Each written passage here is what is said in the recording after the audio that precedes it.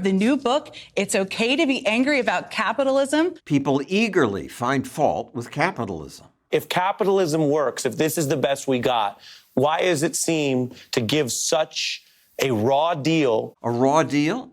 Is that what we get? I hear that often. In capitalist society, the people who work the hardest make the least amount of money. We can either have extreme wealth inequality or we can have a fair economy. Many people are upset about America's big differences in wealth, and they say socialism would just be better. Socialism is the way forward. It's time to take a closer look at the socialism these people want. This is class war! We are committed to transforming our society into one based on freedom, equality, and solidarity. The belief that socialism will bring that is why it's now as popular as capitalism among young people. Another big reason is, oddly, this 90-year-old, linguist Noam Chomsky. Students study his work in class, and colleges pay him up to $30,000 to speak. Thanks very much. Yet for generations, Chomsky misled students by calling capitalism a grotesque catastrophe. I thought the fall of Soviet communism would put an end to such nonsense. Surely everyone would now see the catastrophe is socialism. But no, socialism has come back strong. So in this video, we'll bust 5 myths about socialism and even more myths about capitalism. We start with socialism and the claim that that wasn't real socialism. The Soviet Union, this was about as remote from socialism as you can imagine. It's absurd to say that the Soviet Union was remote from socialism. Economist Ben Powell reminds us that when the Soviets made private business illegal, that's about as close as the world ever saw to the pure socialist end of the spectrum. But whenever socialism fails, people always say that wasn't real socialism. It doesn't prove anything about socialism in other countries. Working people have to be in control of production. The Soviet Union was the exact opposite of that. Working people had no control over anything. But that's the problem. That is what socialism inevitably delivers. Socialism means abolishing private property in the major things that go into production and replacing it with some form of collective ownership. In practice, this means state ownership and control. And the Soviet Union had an abundance of that. Of course, the Soviet Union is now gone, so some say there is no true socialist country that exists today. But there is.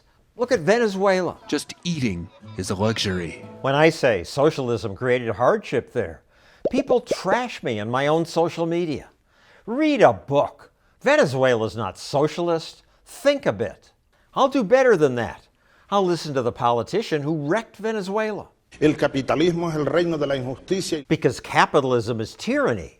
Hugo Chavez said his government must take over businesses. ¿Y este edificio? Es un edificio que tiene comercio privado de joyería. Expropiese. Expropiese. That's socialism. The socialists turned the richest country in Latin America, the nation with the biggest oil reserves in the world, into the poorest country. But it's not clear that that crisis has anything to do with their socialist policies. That's myth 2. Venezuela's failure has little to do with socialism and a lot to do with poor governance. Some of Chavez's programs could have been sustainable if he pursued a sound economic policy. Yeah, some of his policies could be sustainable if he had a sound economic policy called capitalism. Why does it have to be capitalism? Oliver is saying if he just managed it better. It's a story about epic mismanagement. Or here's how Al Jazeera puts it. Economic policies have failed to adjust to reality. That's the nature of socialism, is for their economic policies to fail to adjust to reality. Because economic reality is evolving every day. It's millions of decentralized entrepreneurs and consumers who are making fine-tuning adjustments to this. In our capitalist society, when COVID hit, what did we start seeing? Millions of entrepreneurs adjusting without government orders of how to deliver their products and services. Servers have switched roles to delivery drivers while bartenders have turned into sales reps. Restaurants installed the heat lamps, expanded patios, did delivery. Although reporters complained about the absence of federal direction, no central authority could possibly direct all these individual adjustments in thousands of different places. In fact, federal direction would have prevented all that. In a market economy, the great thing is everybody's little adjustments gets tested and we get to see what works. Blockbuster was great, but then people were offered something better. TV shows and movies at your command. By contrast, in a socialist economy, you get a one-size-fits-all adjustment, and you miss out on this learning process where some entrepreneurs copy others when they see things successful, and they stop doing it when it's not. For example, East Germany's socialist planners pushed these Trabants. Bequem für 4 Erwachsene.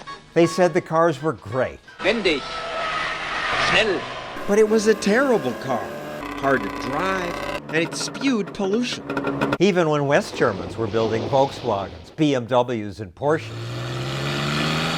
East Germans were stuck with Trabants. In a socialist economy, every one of the minor adjustments needs to be commanded. One mind who has to know all of those teeny adjustments, communicate it down, and get everybody to do the right thing. That's impossible. No government department can manage millions of individual decisions and prices. When they try, shortages occur, and money loses value. If you work the whole month, you can buy one hamburger. Here's another excuse for Venezuela's failure. Oil prices plummeted in 2014, and Maduro failed to adjust. Vox made this video called "The Collapse of Venezuela Explained." In the whole video, they never mention socialism once.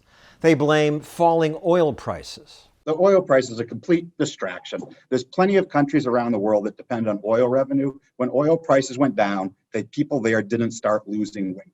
That just happened in Venezuela. Some people respond to my videos by saying people in Venezuela and Cuba struggle not because of socialism, but because of our sanctions and embargo. They certainly don't help the people, but it's an afterthought as a reason for their suffering. In Cuba, they drive around 1950s U.S. cars, but we don't have a blockade on them. There's no U.S. Navy destroyers preventing Kia, Fiat, or whoever else around the world from sending them cars. The reason for their suffering is they have an economic system that can't deliver. Here's myth number 3.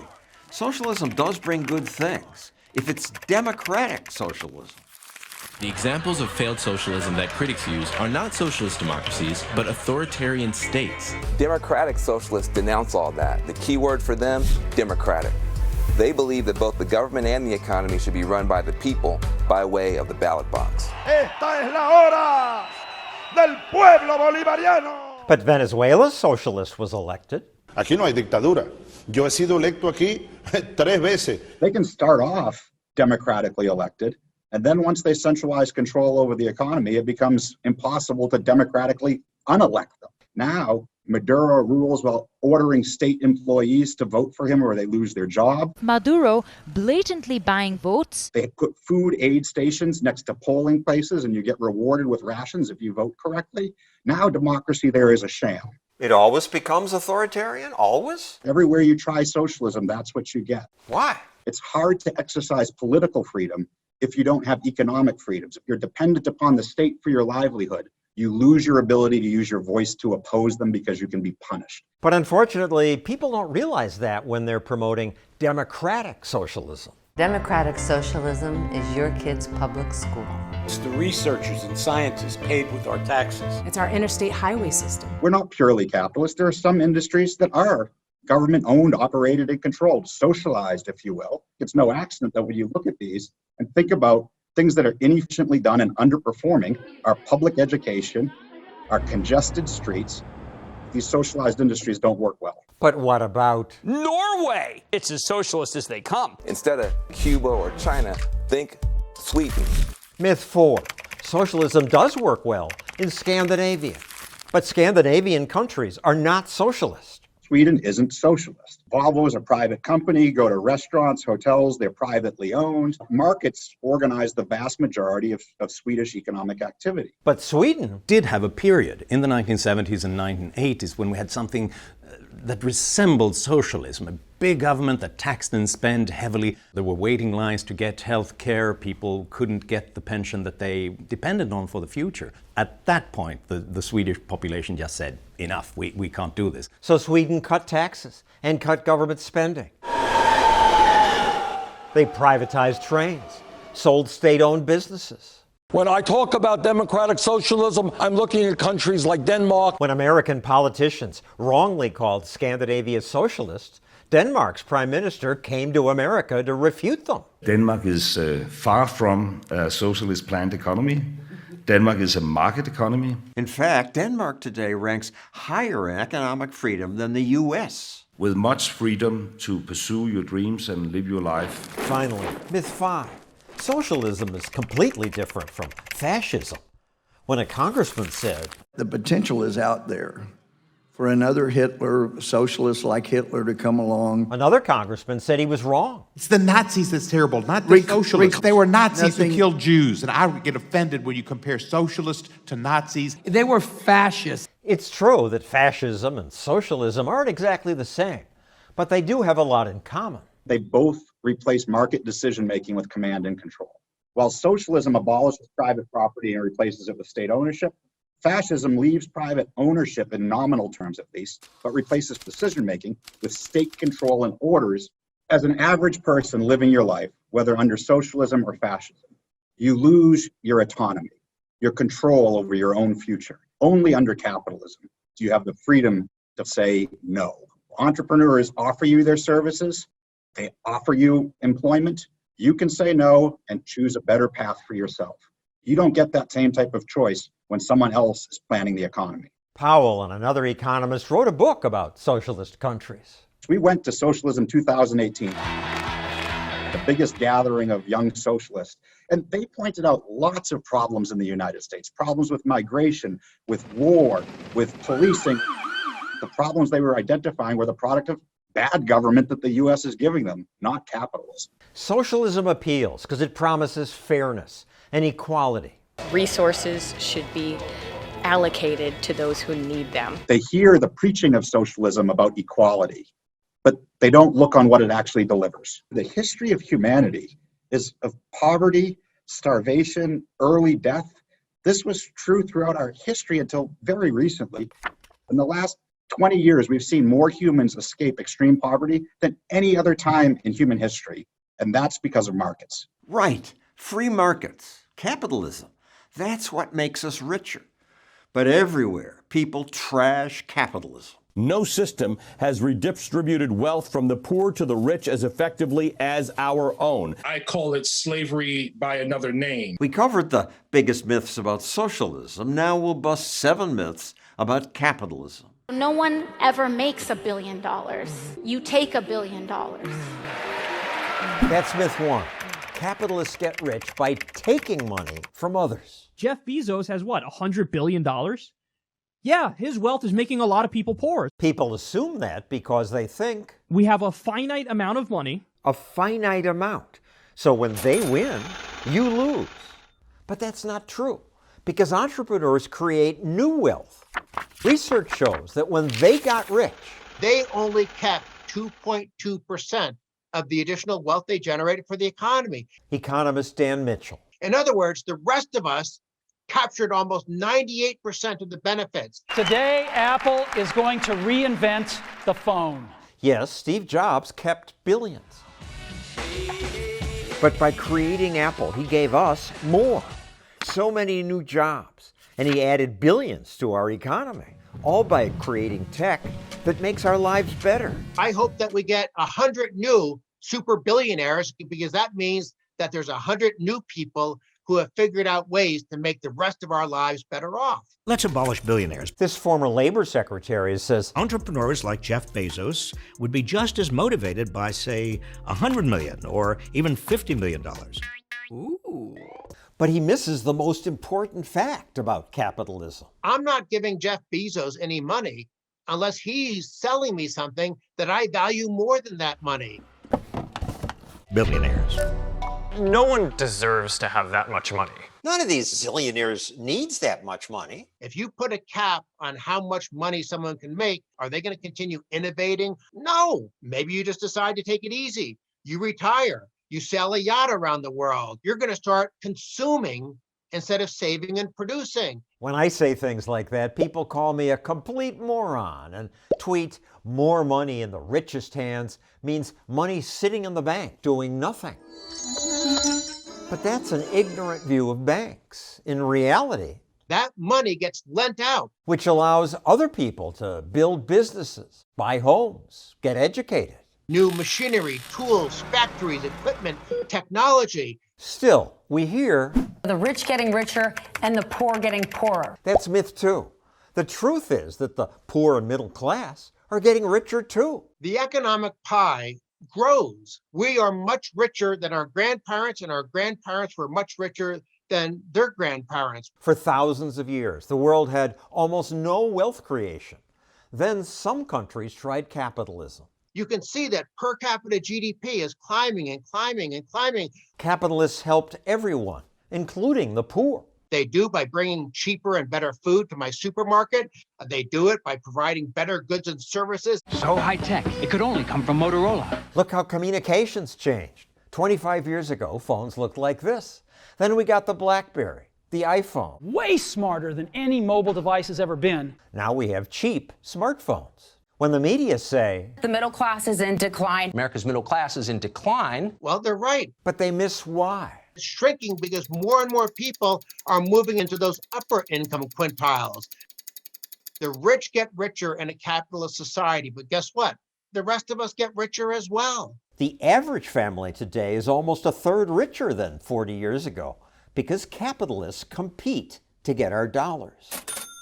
Of course, this assumes there's competition, but I'm told that's no longer true. In fact, I'm a miserable, selfish pig for not saying that monopolies destroyed the free market. Some Republicans and Democrats say that's why tech companies must be broken up. Calling Facebook, Amazon, and Apple all monopolies. But are they really monopolies? We do have monopolies. The government school system, the postal service. Monopolies are almost always a creation of government intervention. Blocking competition, for example. Keeping your phone system the best in the world. Government granted Ma Bell a monopoly on phone calls. And in 30 years, their phones went from this to, well, just this. Always improving. That's the Bell system for you. A short phone call cost $17. Ma Bell got away with that because government banned competition. In a free market economy, it's impossible to have a monopoly because if somebody manages to get a lot of market share and they try to raise prices, new competitors are going to spring up and they're going to draw away the customers. That happened to Blockbuster. It charged late fees. Netflix promised no late fees. Blockbuster soon went out of business. But people say today's tech companies are uniquely powerful. No one can compete with them. I use DuckDuckGo as my search engine. I don't use Google. But guess what? Even if I used Google and Facebook for 10 hours a day, no one's holding a gun to my head. They're obviously providing something of value. Heck, they're providing free search engines, free social media. Just 14 years ago, people called MySpace a monopoly. Then Facebook proved them wrong.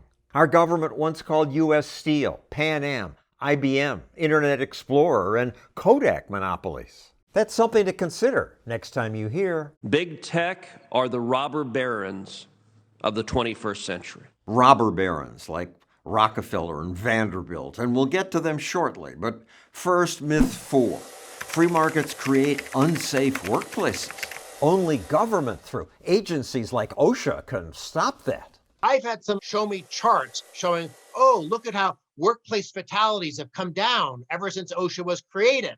Well, I actually went to that same data source and I looked at the decades before OSHA was created. No wonder the bureaucrats don't show us that. Fatality rates were already going down just as fast. Why? As we become richer, we become safer. The wealth capitalism creates lets us afford safety devices and build machines to do the most dangerous work. In capitalist societies, we have cleaner water, cleaner air, better lifestyles. We need more capitalism because when people get rich, they can afford more safety. But before government protected us, I'm told unfettered capitalism created evil robber barons, collecting great riches at the expense of workers who toiled, often in dangerous conditions, for little pay. But little pay compared to what? When we look back upon factory life 100 years ago, we think, oh my God, that's terrible. because by our standards today, it is terrible. But compared to toiling for 14 hours a day on a farm for half as much money, that stage of our economic development was practically nirvana. Still, most people were poor while the robber barons amassed a huge amount of wealth. Folks like John D. Rockefeller, who created the oil industry. People still call Rockefeller a robber baron, but he wasn't born rich, and he didn't rob. Rockefeller got rich by inventing ways to deliver oil for less. John D. Rockefeller kept lowering the price. That's why he got more market share. No one was forced to buy his oil. And although the media implied that people suffered to support the fat cats, the entrepreneur's innovations actually made almost everyone better off. In the 1800s, the era of the so-called robber barons, we went from agricultural poverty to a country characterized by middle-class prosperity. Cornelius Vanderbilt was another tycoon the anti-capitalist media called a robber baron. But he too was no baron. He was born poor. At age 11, he quit school to work on boats. Then he invented ways to make travel cheaper. He cut the New York-Hartford fare from $5 to $1. His competitors didn't bother because they were used to friendly politicians giving them subsidies. That's not capitalism. That's corporatism. Only when politicians leave capitalism largely alone does it create wealth.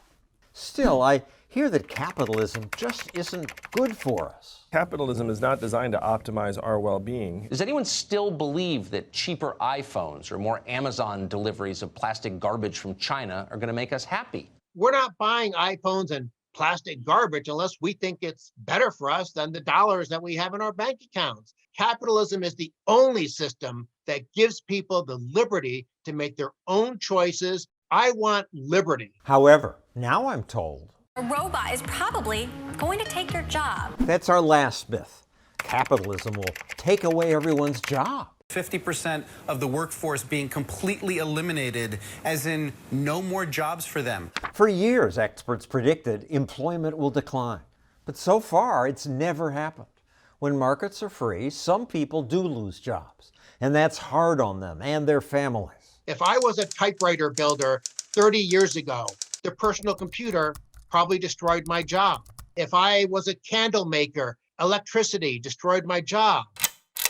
It's upsetting when any person loses a job. But overall, capitalism creates millions more jobs. When America began, 90% of workers worked on farms. Now fewer than 2% do.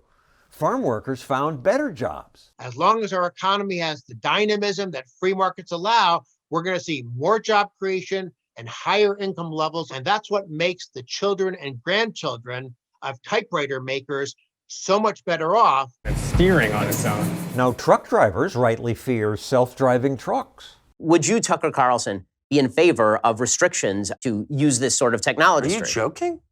In a second. In a second. In other words, if I were president, we're not letting driverless trucks on the road, period. Support the coalition of obsolete industries? But what would happen if politicians did block innovation? This parody lays it out pretty well. I used to have to clean people's toilets, empty them from the alleyway behind their house, and now flushing toilets and plumbing has taken away my job. Electricity has taken over my profession. Well, that sounds like Tucker being worried about driverless trucks. If we don't stop progress, how will anyone ever have jobs?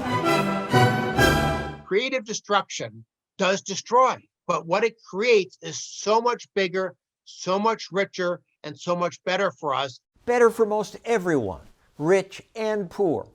That's capitalism. That's something that we should be celebrating. No other system anywhere in the world has ever come close to capitalism's ability to generate mass prosperity. Thanks for watching. To help us defend free markets, please click that button.